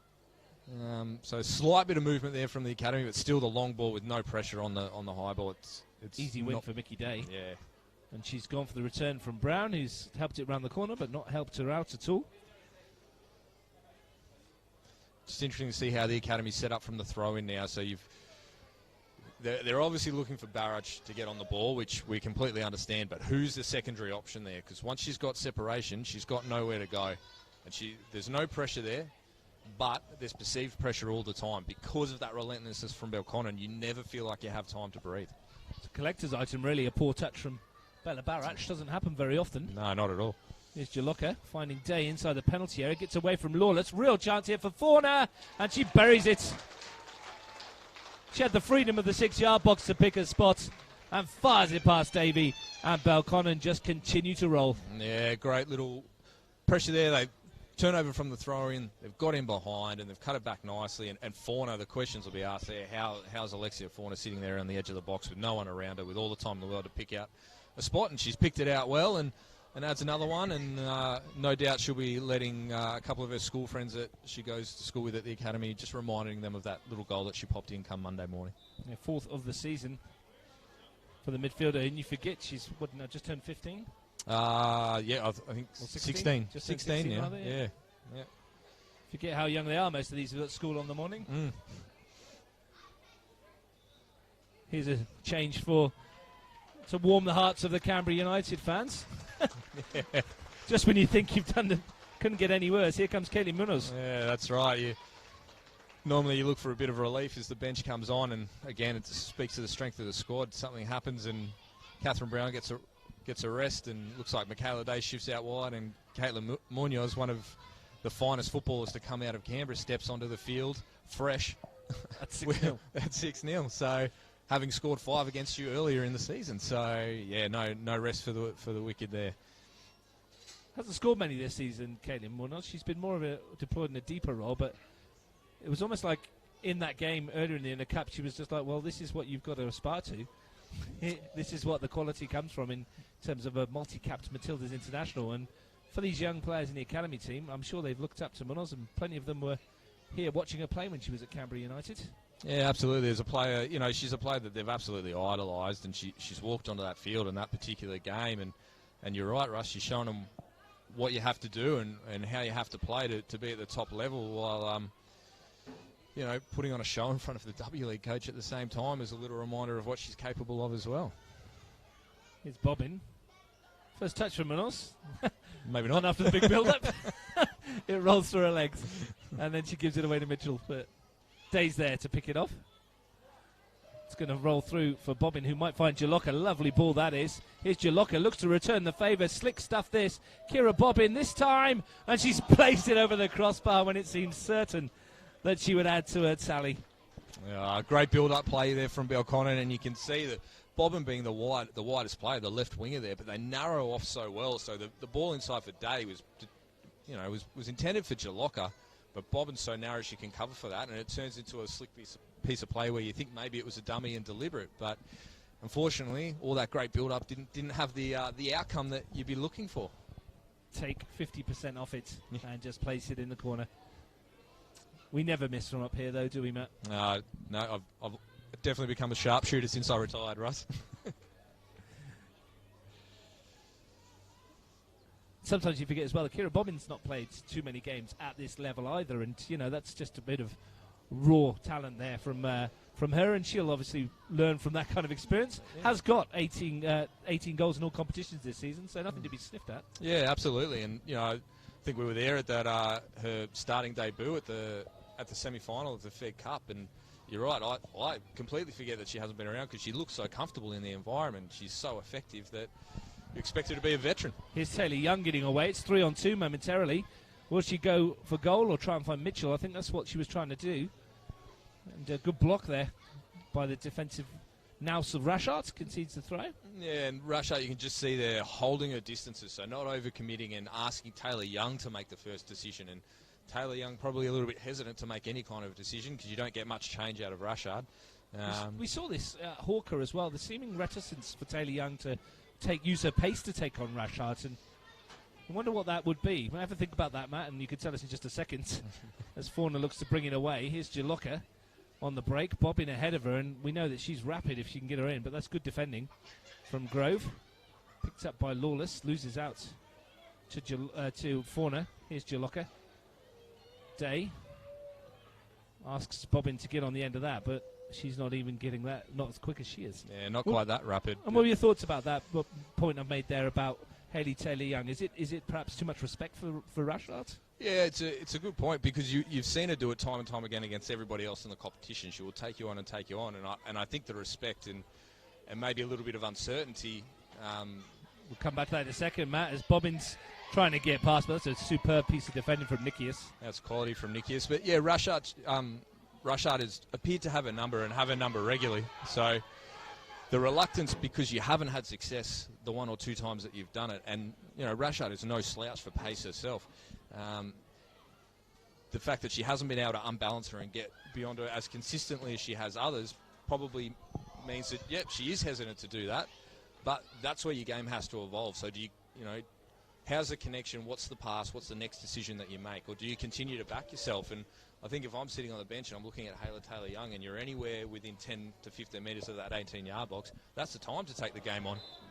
We want you to take that game on. We want you to test Rashart because once you beat her, Rashart, yeah, sure, she's quick, but maybe she doesn't get enough time to get back and defend you. So that was the other side of Demi Nikias' game there. Superb tackle a couple of moments ago, and that one a little bit less so. Yeah. Gives them a free kick away. Fauna went quickly in the first instance, but referee Aisha Strutt has pulled her back. Are they going to send Karen Clark up? We know she can hit a long free kick. She's on a hat-trick. Maybe just do it. And with the sun that you talked about as well, shining in the eyes of Izzy Davey, this might be an opportunity for Clark to hit this one at goal. It's very difficult to do anything else from this angle. And Clark is coming off a fair old run up here. It's Karen Clark. She's lifted it towards goal, asked the question, comes back off the bar, and somehow, from point-blank range, Nicole Jolokia's managed to head it over. I can't explain. That's... Ant will be pulling his hair out there that Jolokia's missed that open goal. There's a chance for Jolokia to get another one. Karen Clark stepped up. She's hit the crossbar. Absolutely might have got a tip from Davey there, but the concerning thing there is that there's three Belconnen players when that ball hits the crossbar, and there's not a green jersey in sight, and that's a real concern. Might sound silly, Matt, but she probably doesn't need to head it. Just let it hit her on the face, and it goes in the goal. Absolutely, it's one of those things where it hits you, not you hit it, and yeah. Well, she'll be wondering why she hasn't added to her tally. That would have been her 20th of the season as well, and that's a pretty good milestone. Plenty of time still to get that from Nicole Jolokia. And that's probably the scary thing, Russ, when you look at Belconnen. Jolokia's missed. That's one she missed. She didn't hit the target earlier. They've left goals on the park as well. So, the fact is that, yep, they're ruthless and they can convert. But if they were converting everything and you're on the other side of that, that's a worry. Jolokia finds Fauna. Looks to pick a pass. It's a good one too. If Mickey Day can keep it in, might run away from her on the surface at McKellar. I've mentioned this a few times over the seasons here. It does roll away from the middle here. You can't really see it from the picture, but the drainage means there is quite a pronounced slope on either side, isn't there? Yeah, absolutely. And the weight of that pass, and you're right, the run that the ball then starts to get, especially as the grass, it doesn't look great, but it's dormant for all intents and purposes. It still runs beautifully, and that doesn't slide up. It's not thick, so it's going to go. Always use that as an excuse for when I wasn't chasing him in the corners anyway, Matt. Here's Bobbin chasing it in the corner for Belconnen. Full of energy, full of endeavour, full of goals, 6-0 up and still chasing things down. It's the mark of a champion team, and that is why they are the number one team in Canberra, and they have been for the last decade. Here's Munoz striding forwards into the area. Couldn't quite force her way through. It's nicely done from Legends. One then rather scuffs her clearance. Shooting chance back from Munoz. Might come for Day. Bit scrappy. I think I read somewhere that Anthony Jagarich's first game in charge was something like a 5-0 or a 5-1 defeat. Come a long way since then.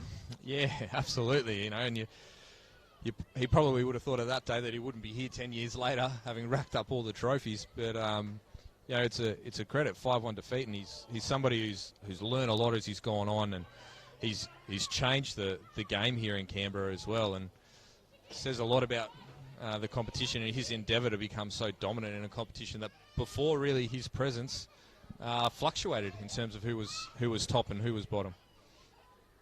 Bell West Foxes had a good spell back in the day, as did Canberra City back in the earlier inaugural years of the women's competition in Canberra. But since Anthony Jagarinic took charge, worth reiterating, 26 trophies on offer, 22 ended up in the Blue Devils cabinet.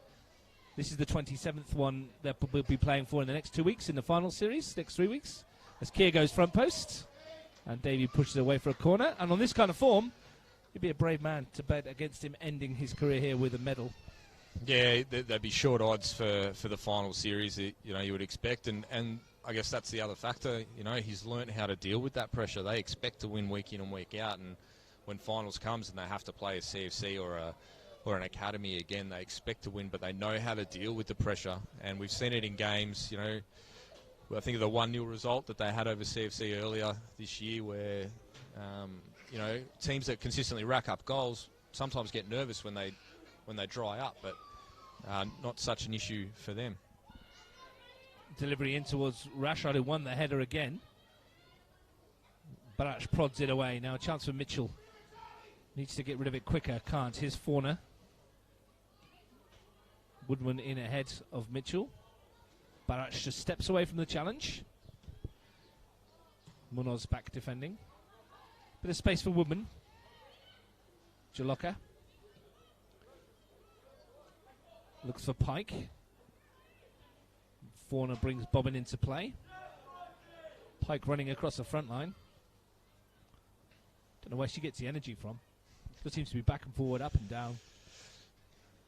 And we mentioned this in commentary before as well, Matt, the way that when Pike does go, that the forwards, and this isn't always the case with forwards, are happy to drop into the position she leaves behind. Yeah, it's very much that we mentality and not a me mentality. As that player drives forward, there is always consistently somebody covering, whether it be the striker that covers or occasionally the midfielder slides out and that striker slides into the midfield. So you don't have any holes.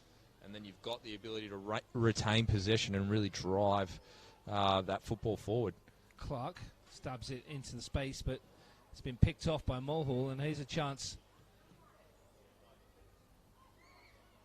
for the academy. But it's turned over again, and the blue shirts swarm forward, but Annie Grove stops that attack.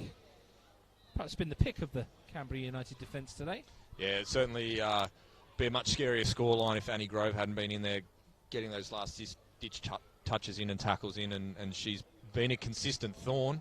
It might sound odd given the scoreline, but she's certainly been consistent in her defensive work and won more battles than she's lost today. Keir slides it into space. Fauna, lovely feet, but Barach was there. Now here's Lawless. Can she pick a pass? She can. There's a chance for Grove to run at the defence. Mulhall inside. Looks to slide it in towards Barach, who initially got away for a moment. And Woodman decides discretion's a better part of valor to concede the throw. Better from the academy. Yeah, better from the academy. A bit more structured play, and there you can see Mulhall sitting in that pocket and picking that ball up there, and that allows Barach to overload, and you had Mitchell there outside. So some good play there as Bobbin gets a rest. A couple of changes. Lea Carnegie comes on for Kira Bobbin. We're going to see Caitlin Skillicorn here as well. Coming on for Isabella Barach. Tell you how old I am, Matt. I played with Caitlin's dad in the Premier League many years ago.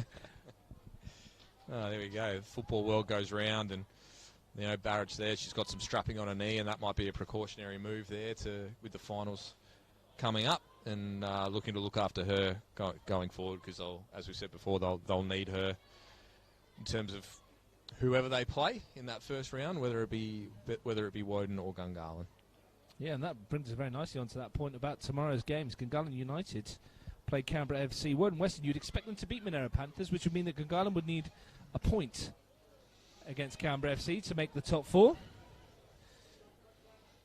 Yeah, it'll be interesting to see how they approach that, because you might only need a point, but if you go out thinking about the point and only playing for a point, that's pretty dangerous. So you're still going to have to go with that game plan and that ruthlessness to try and win the game, and also find a little bit of form. A draw against Olympic, a draw against Monara, a loss to the academy. Confidence might be a little bit down, and if they can come up with a big win tomorrow, that then boosts them going into that final series. It's not been the best of runs for the Gunners. Oh, the first mistake of the day from Rashard. Clark. Who would have thought, though, at the start of the season, Matt, we'd be sat here 16 rounds in on both competitions, or 18 rounds in, I should say, talking about Gungahlin and Canberra FC, both men's and women's, final game of the season, having massive impacts, and the Gungahlin v Canberra FC in both competitions. Yeah, it's a bizarre set of circumstances, isn't it? And probably speaks to the quality of both those clubs, but the fact that the games between those two teams are so vital in both sides of competition. Here's Day bursting into the area, trying to get away from Steffi Legends, but Legends does well to concede the corner. We're going to see Emily Jensen joining us shortly, and she's been out for about a month or so, suffering from a series of knocks. Yeah, it'd be good to see her back. Emily Jensen's been a good player for the academy, and she loves her football, absolutely loves it. First game back, and couldn't be more pleased for her. She's a quality kid. And Steffi Legends, who's done a great job, but to see Emily Jensen being able to run back on after the setbacks that she's had is really, really pleasing to see. Yeah, Steffi Legends did very well this afternoon. She gets a well-earned break. I'm sure we'll see more of her come finals time. Latest corner is swung in towards where Clark was lurking, and she got a touch. Thought it might have come off a green head last, but... Some good pressure from Nikias there on that corner, and that's the first time we've really seen a green presence off a set piece, and it just goes to show that you might not have the same height, but if you can be a nuisance and be a presence, you can affect it enough that they don't get that clean shot on goal. To be fair, I thought she'd got a touch on it. I thought maybe Clark had headed it into her as that good piece of defending, but it mattered not. Tom Wodzinski on this near side suggested it was a goal kick. It's not really changing the outcome of any way, shape or form. Here's Skillicorn. Loses out and then wins it back. Tenacious piece of play. Grove tried to find her sister, but right in front of the Magnificants since 2008 Belconnen United banner. Nice play on words from the locals. 3-on-3 at the back here. Ball in towards where Mitchell's lurking, and she couldn't bring it down. Charlie Mitchell went for the spectacular. Maybe the header was the option. Yeah, or even the touch. I mean, and again, that goes back to the perceived pressure. It's a quality ball there from Mulhall, and it's the first time they've been able to whip the delivery in, and Mitchell probably had a little more time than she thought, but, potential no next time for Karen Clark. Oh. She's being dragged. Well, she's had a corner and a free kick to get it. Maybe Ants decided that's enough. Was going to give young Isla Robertson a run. Had some minutes in the reserve grade today. And on she comes. Quick lift of the ponytail to let the referee know what number they are. They should all be made to wear their hair up, shouldn't they, Matt? Be a lot simpler. Make life a lot easier, that's for sure. Here's Mitchell looking to swing it in towards the area. Rashad got a touch on it. Keir with a nutmeg clearance on Taylor Young.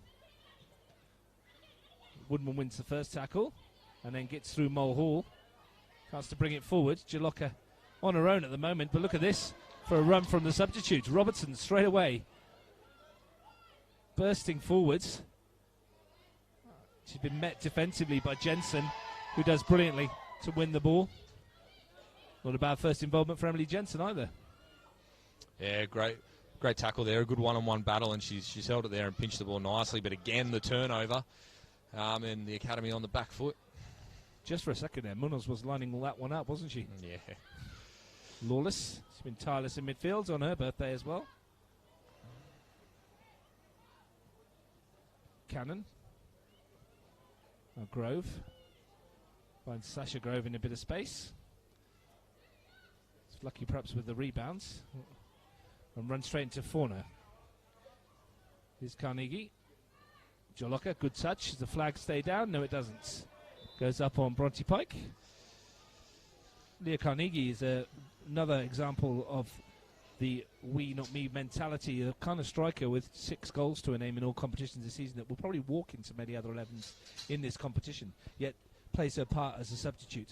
Yeah, absolutely, and you're right, she would play first grade for many other teams, but it's the culture that they've built here that, you know, if you're willing to do the time and you're willing to do the work, that you'll get your opportunities, and she's getting her opportunities off the bench, and she'll be hoping that, you know, one day soon she'll be able to nail down a starting point. But that probably also goes back to not just the quality of the program that Anne has created, but the quality of the person that he is too, that he's very open and very honest with those players, and the fact that he is, and he is genuine, and, you know, an all-round good human, that people buy into that, and it creates a good mentality and a good atmosphere for everyone, that people want to be involved. And, you know, if you sort of stray into the not so nice area of your personality, that you'll be pulled up.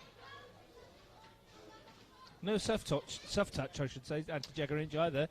You have to do your work. There's no favours handed out of this football club. No, absolutely not. You know, he's a quality human being, but I say he'll tell you the truth, and he'll tell you straight, and whether it's good news or bad news, or news that you want to hear or you don't want to hear, he's going to tell it to you, but he'll be honest. There's no hidden agendas with that guy, and that's one of the things that I think makes him special and such a big loss to the football community if he's not around next Moore year. would know, being assistant to Anthony at the latest NTC challenge or National Championship, I said, NYC. NYC, NTC, what are they calling it these days? National Youth Championship? National Technical Challenge. National Technical Challenge. There you go. Yeah. They change the name, it becomes technically challenging, I can tell you. It's a difficult week, isn't it, for these players? They're asked to do a lot over that course of that 7 days or 5 days. Or yeah, absolutely. You know, they're playing shortened games, half-an-hour halves, and they might be playing 2 games a day. They're learning, you know, or improving their knowledge on rehab and hydration. They're being spoken to by Matildas who've been at World Cups. They're getting information in terms of how to look after themselves and what a football journey looks like. It's a full-on week for players and coaches, and it really gives an opportunity for people to shine. And, you know, one prime example of that is Mia McGovern, who didn't get to go to a championship last year because of injury, and she goes to a 17s when she's only 15 and gets asked to play as a number 9, and now has played for Australia and captained Australia in a Pacific game. Which isn't even a natural position, and goes back to what we talked about at the top of the broadcast about how comfortable they all are, the Canberra United players in different positions. Yeah, that's right, and, you know, there's an argument to be made. Hold that thought for a moment as Mulhall finds Grove, wants it back in the middle, Mulhall, and Keir denies them the consolation that football move perhaps deserved.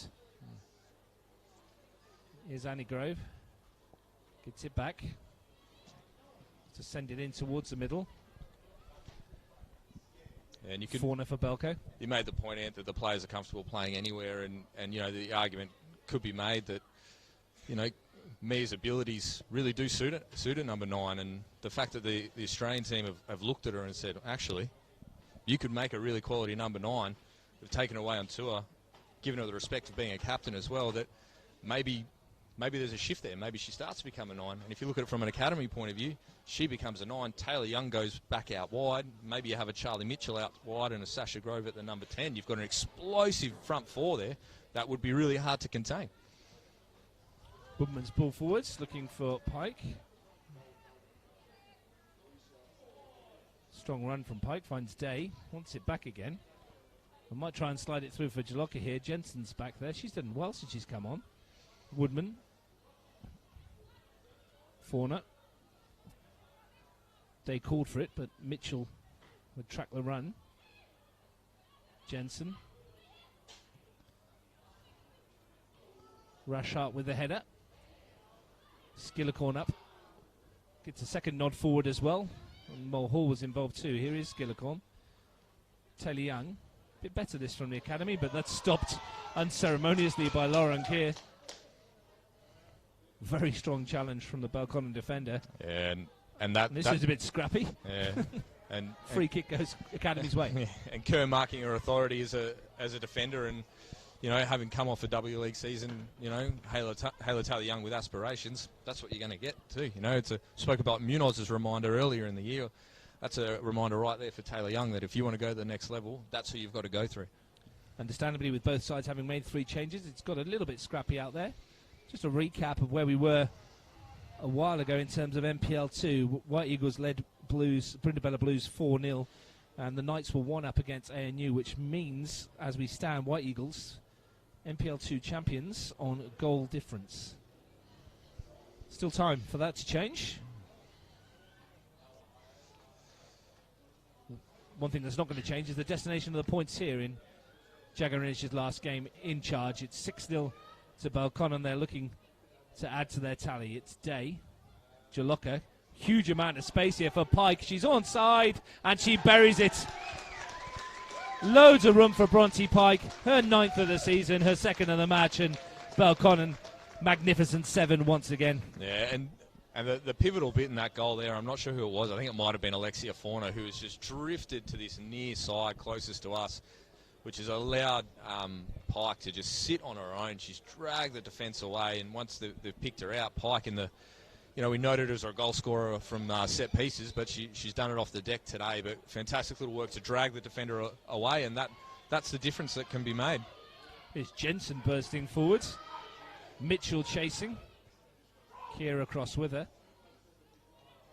And that's the experience of Lauren Keir. Not only does she see off the thread of Mitchell, she wins the team a throw.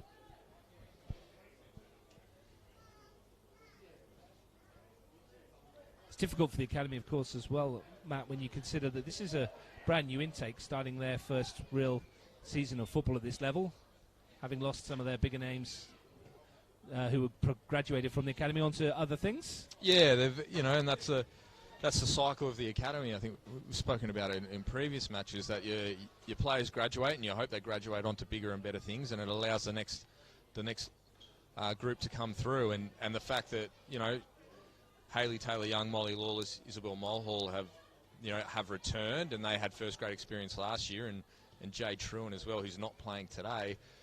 If they're not the ones who can lead them around the park, then it makes it harder for the young ones like Tara Cannon coming through, Charlie Mitchell. It's a real test of character and leadership from young women who are still learning their football. Talking about a test of character, poor old Jay Truan came back from a long-term injury, and then she's copped another one, and a quality footballer from what we've seen her on the park, and we wish her the best in her recovery. Yeah, absolutely, and her comeback's been phenomenal. She's been a fantastic footballer to the point where the small issue was discovered at the Australian camp. So she worked her way back into the Australian frame, and hopefully it's just a bit of a quick clean up for her, and she's back before you know it, because she is an absolute quality footballer and's got the potential to be a star. Keep an eye out for Jay Truan again.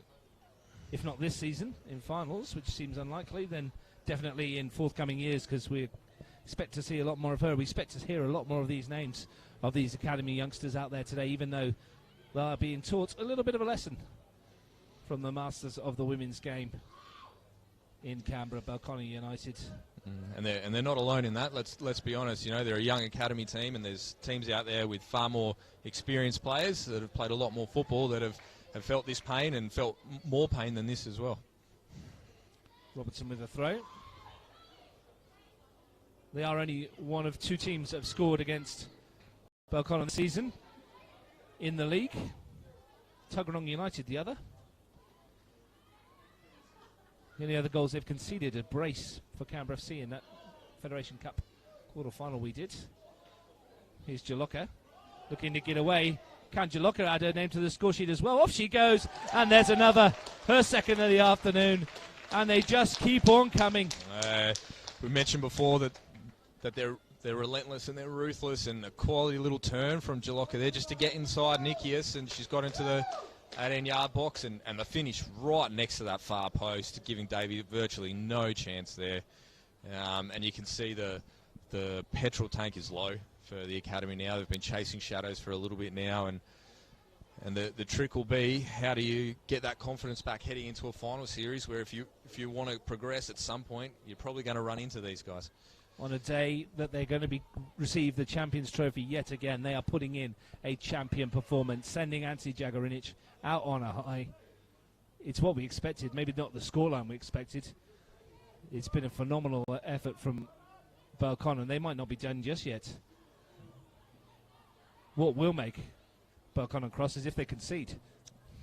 Yeah, I imagine Ant will be furious if they let a goal in now, so close to the end. And some of the things that might please him are the fact that, Caitlin Munoz has been on the bench, who's, probably their most influential player, but she hasn't played a role in this victory today. Nicole Jolokia, who while she's been okay, probably hasn't been at the peak of her powers either. So these the sort of key individuals there that people would expect to run the show haven't necessarily been there. Woodman's been good, Day's been good, Kerr, Clark, Pike and Rashard at the back, just that unit just looks so strong going forward, and you start to wonder who and how are they going to break them down. 5 minutes to go of the regular season. Carnegie looking to get on the score sheet if she can. Ball's turned over, not many options forwards for Mulhall, who picks out Taylor Young. Off she goes, takes on Keir. Drop of the shoulder, and there's the acceleration, and taking on Rashard and getting the better of her too. Still going, Mulhall with the strike, and a bit better. Sally James called into action. Yeah, absolutely there, and good from Taylor Young there. We spoke about why she wouldn't take on Rashard earlier, and she's maybe the benefit for her was that she had Keir first, so she believed she could get around her, and then she got forced into a contest with Rashard that she's ended up winning, and hopefully going forward that's something for her that she can build off. Grove's turn to take on Pike. Score of 2 goals. Rashard, Fauna, who's also on the score sheet today. Jolokia, she's on a hat-trick too. Fauna looks for Robertson, bit of space for her, but that was shut down very quickly. And there's Jensen, who's looked very at home since she's come on. Doesn't look like she's been away at all. No, she's been very solid in her first game back, and that'll be pleasing. Into the final 3 minutes. As a coach yourself, Matt, and you've made the decision to retire from football as a coach last season as well. What's going through your mind in the final minutes of your final game? You reflect a little bit if you're in the position where you can, which Ant is, and you start to look back on what you've done. And Ant's probably been through a little bit of that throughout the week as well, and you're still firmly focused on trying to fix things, but your mind does tend to wander, and you start to think, what does life look like after that? Life is bigger than football in most respects, but you do start to reflect, and you look at what you're leaving behind, and I know, and I can't speak for Ant, but I know myself, you sort of sat there and hoped that you'd left it in a better situation than you got it, and that's, legacy is really about what it's like when you leave, when you walk away, and hopefully you leave a big enough legacy that it continues on. Jensen went for goal rather cheekily there. She saw James off her line. I don't think there's any doubt whatsoever that Antti Jagarinic has left Belconnen United women's football program in a much better position. Yeah, than absolutely. when he saw it. Yeah, and then the question everybody will be asking around Canberra is what's next for him, and you'd think if you're a technical director of any club in Canberra or even Capital Football, you'd be asking to get him in the door and pick his brain and find out what he wanted and how he wanted to do it, and whether there was an opportunity to get him in the door and help you build something for another 10-year period or a 5-year period, because he's got a wealth of football knowledge to share with with the community, and he's never been afraid to share it either. Well, they have a week off, and then his team will play Canberra FC in the qualification final, looking to get to the grand final. And then it will be a summer of reflection and a big summer for Belconnen Football Club, finding the right person to replace a manager who's been here for 10 years. And we make no bones about the fact that we've talked a lot about him this afternoon, and quite rightly so. He's earned that over his career. Yeah, absolutely. He's the... we've said it before, but he doesn't just leave a hole in Belconnen, he leaves a hole in women's football. And you just hope that he's able to be connected and retained in some way in the football community to help make it better. And I know that's something that I'm sure he'd love to do, because as much as he's a Belconnen guy, he's a football guy, and he wants football in Canberra to be great. There's a minute to go, plus whatever stoppage time the referee adds on. Here's Grove. Fauna was there. Jolokia. Can they finish with a flourish? Pike looking to do so. Cannon back to make sure she doesn't, but Pike not giving it up. Jensen jogging back to try and keep it in play. I think it might well be a Belconnen ball here, and it is, and a chance for them in the final 40 seconds or so to maybe add one more. Is it too much to ask for the perfect swan song? Yeah, possibly not. You've got Jolokia and Pike both on hat-tricks, sitting in and around that 18-yard box, probably looking to go one up on Clark. Here's Fauna. Good challenge by Skillicorn. Jolokia wins it back. Cannon, who's been very good. Lawless. It's a nice ball looking towards Grove, but Carnegie was there.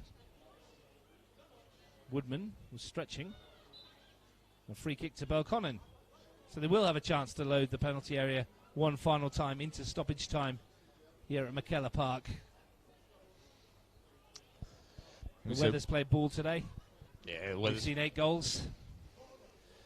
Will Munoz try her luck from range?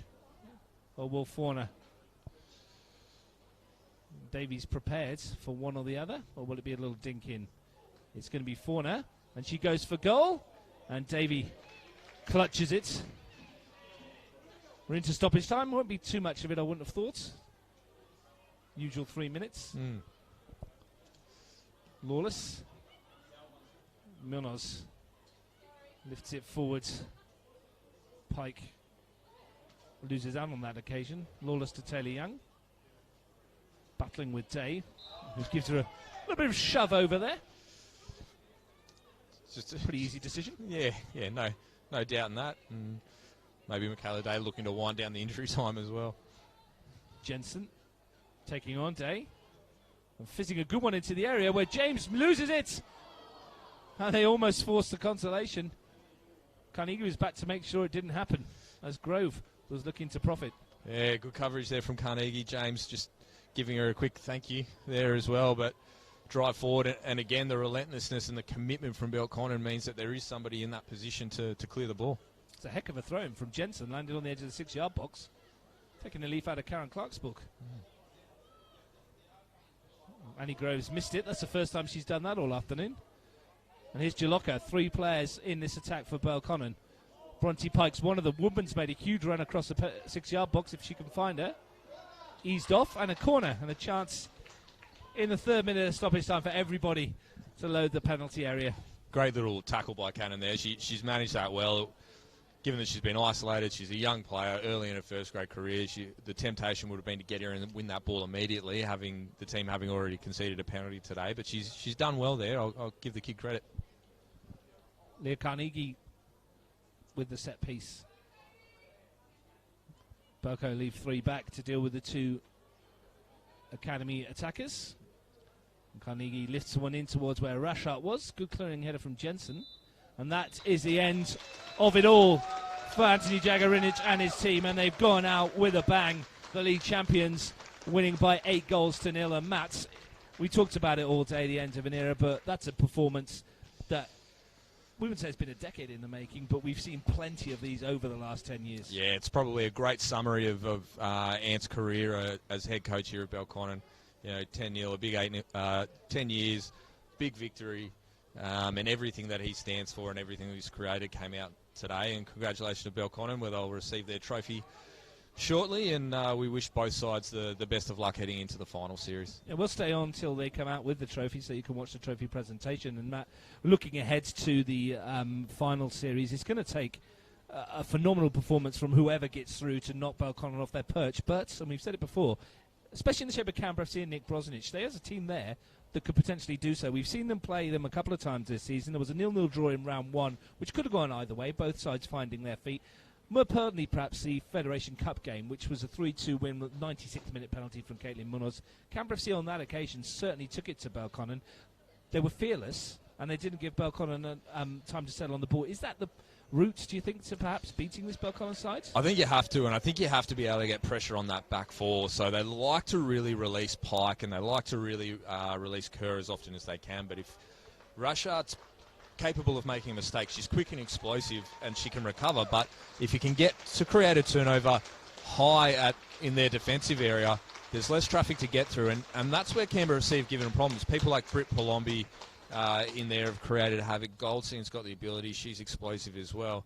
But at the other end of the park, you've got to find a way to neutralise Nicole Jolokia. That's the key.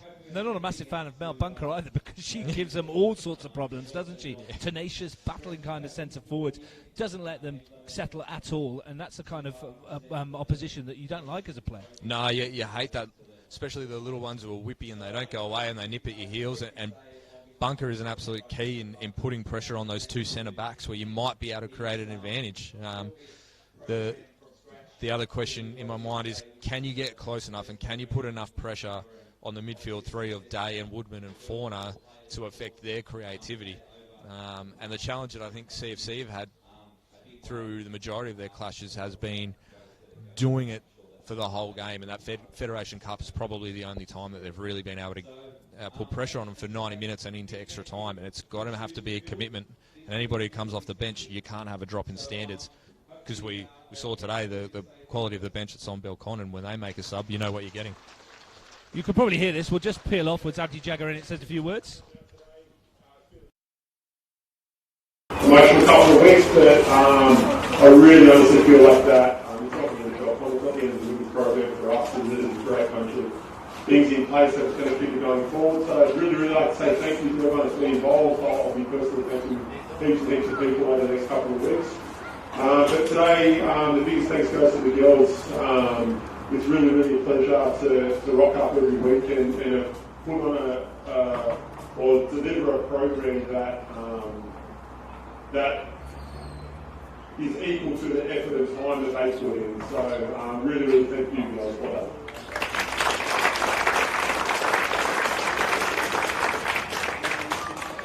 Still got to play finals and stuff like that, so it's not over yet, so please come around and sort that out. But tonight we'll have a beer and with the cup, and really well deserved. So thank you very much once again.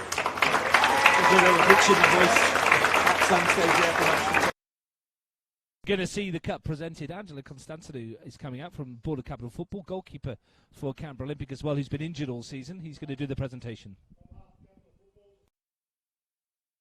First and foremost, United for the last 10 years of the program is put together with Belconnen United.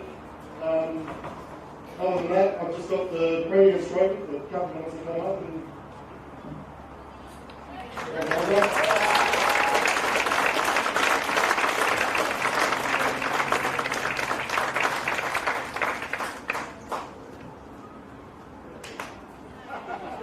speech.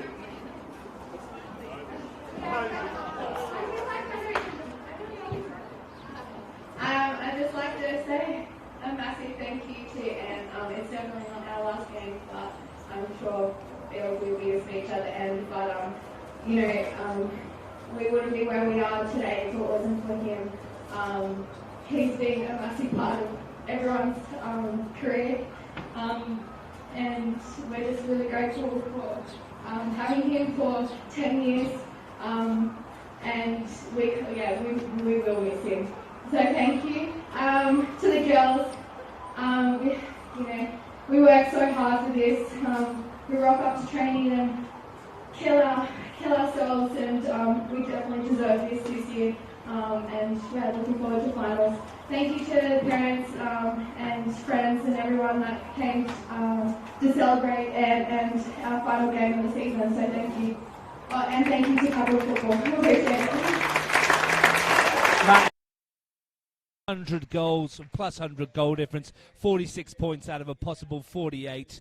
They've been the best team all season. They deserve to be league champions. Yeah, absolutely. You couldn't ask anything more from a football side than what they've done this year. They've ticked absolutely every single box, and going forward for Belconnen, with the final series, how do you stop that juggernaut? The expectation is that it carries on, but goal difference of over 100, over 100 goals scored, conceded 2. What's there left to say about an outfit that has dominated football for almost 10 years now? As Jagger said, it's not over yet. There's still finals football to come. Thank you, Matt Moore, for your company again this afternoon. I'm sure we'll talk plenty of time throughout the finals season. A reminder tomorrow, 3 huge games. Wagga City play Canberra Olympic for pride in the women's games. Woden Western versus Monero Panthers. A win for Woden might put them in the 4. Gungahlin play Canberra FC. Men's title decider 1v2. Canberra Olympic v Cooma Tigers from O'Connor, 3 o'clock. Or if you choose the race for the top 4, Gungahlin versus Canberra FC. It's a massive day tomorrow. It's been a big day today. We've seen Belconnen United crowned as league champions. They scored plenty of goals. Karen Clark got them underway with a brace, 1 from the penalty spot. There was a double from Nicole, Jolokia, a double from Bronte Pike. Jessie Rashard got in on the act, as did Alexia Fauna. it was the perfect send-off for Jagger in his last match as head coach in the regular season. The final score at McKellar Park, Belconnen United 8, Canberra United Academy 0.